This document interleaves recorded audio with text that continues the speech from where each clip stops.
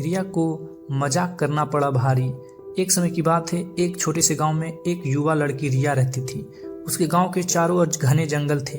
उसके पिता एक शिकारी थे जो उसे शिकार और ट्रेकिंग की कला सिखाते थे। हर दिन रिया अपने पिता के साथ जंगल में जाकर शिकार और ट्रेकिंग सीखती थी। एक दिन जब वे शिकार करने जा रहे थे तब रिया को बोरियत महसूस होने लगी और उसने अपने पिता के साथ एक मजाक करने का फैसला किया। वह चिल्लाई, बाघ बाघ। उसके पिता तुरंत सतर्क हो गए और पीछे घूम के अपनी राइफल का निशाना लगाया, लेकिन जब उनको लगा कि यह एक मजाक था तब उन्होंने रिया को डांटा और आगे से इस तरह का कोई मजाक ना करे। अगले दिन जब वे एक और शिकार के लिए जा रहे थे तब रिया ने फिर उसी तरह का मजाक की।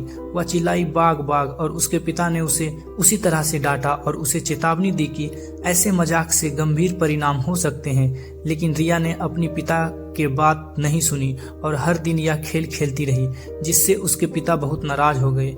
एक दिन जब वे शिकार करने निकले तो एक बाघ वास्तव में उन पर हमला करने लगा। रिया ने जल्दी से बाघ बाघ चिल्लाई, लेकिन उसके पिता को लगा कि यह फिर से कोई शरारत कर रही है और उसने इसे गंभीरता से नहीं लिया। जब बाघ और निकट आया तब रिया के पिता को समझ में आया कि इस बार वास्तव में बाघ आया है। रिया के पिता ने बाघ को शूट कर दिया, लेकिन रिया के व्यवहार से बहुत निराश थे। उन्हें एहसास हुआ कि रिया की लगातार शरारतों ने उन्हें वाकई खतरे में डाल दिया था। इस कहानी से यह शिक्षा मिलती है कि झूठ बोलने और बार बार मजाक करने लोग आपकी बातों को गंभीरता से नहीं लेते हैं और यह कभी कभी खतरनाक स्थिति का कारण बन सकता है। इसीलिए हमें अपनी जिम्मेदारी समझकर और सही तरीके से काम करना चाहिए। अगर आपको यह वीडियो पसंद आई हो प्लीज़ सब्सक्राइब। धन्यवाद।